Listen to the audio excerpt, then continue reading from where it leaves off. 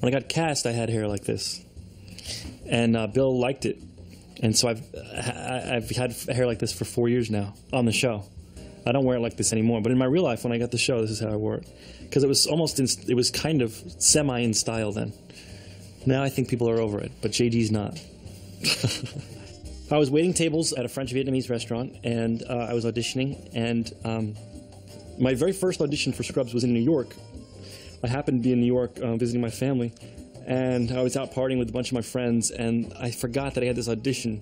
So I went into NBC at Rockefeller Center in New York City, and I gave a really hungover, awful audition where I didn't know the lines. I also hadn't read the script, so I didn't understand what was going on in the episode, really. I was kind of lost. And then I didn't get a call back, because, of course, it was an awful audition. Then I came back out to L.A.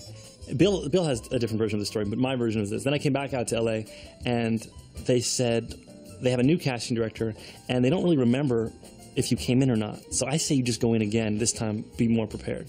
So once I had time to prepare and do a good job, I came in and I had a really good audition with Brett, the casting director.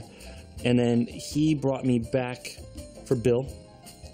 And then I came back again for Bill and like a work session. And then I read with Sarah, because Sarah had already been cast. And then I went to the studio. At that time, I think it was down to about 8 or 10 guys, maybe 8 or 9 guys. And then I went to network. It was down to 4 of us. So I auditioned a total of 6 times. The party at Bill's house. The party at Bill's house. The party at Bill's was good. I obviously had butterflies. It was the first time we were all going to read together. I had met Sarah, and I already had a huge crush on her.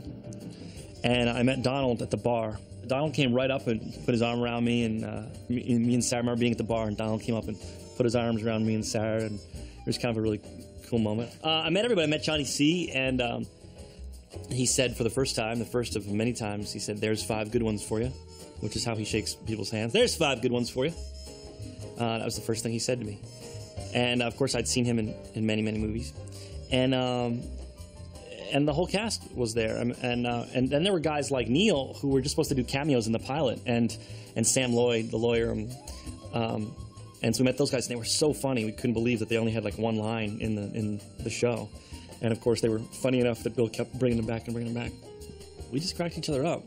I mean, it was kind of cool because we couldn't have been from more different backgrounds, and and been more different people, but instantly we had the same sense of humor, and we just became best friends in real life. And we're also brand new on the show, and we started going out every night and partying together.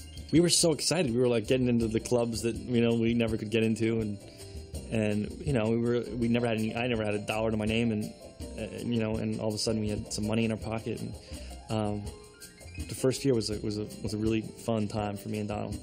A day here is usually about 14 hours long, 5 days a week, and depending on how heavy you are in the script, that means you're gonna be here a lot. And because I do the voiceovers and everything, I pretty much live here. This is my bed. No, not really, but I've slept in every corner of the hospital.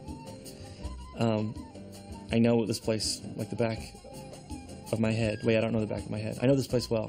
What happened to me was that I was living in Laurel Canyon and the power went out, and I didn't wake up because the power was out, my alarm clock was out, and I was fast asleep like 2 hours after my call. And I woke up to a PA banging on my window, and I opened the door, and he's out of breath. "You overslept." He had to climb my fence. And I got to work, and Bill said, "It's okay, don't worry, we'll split the $50,000.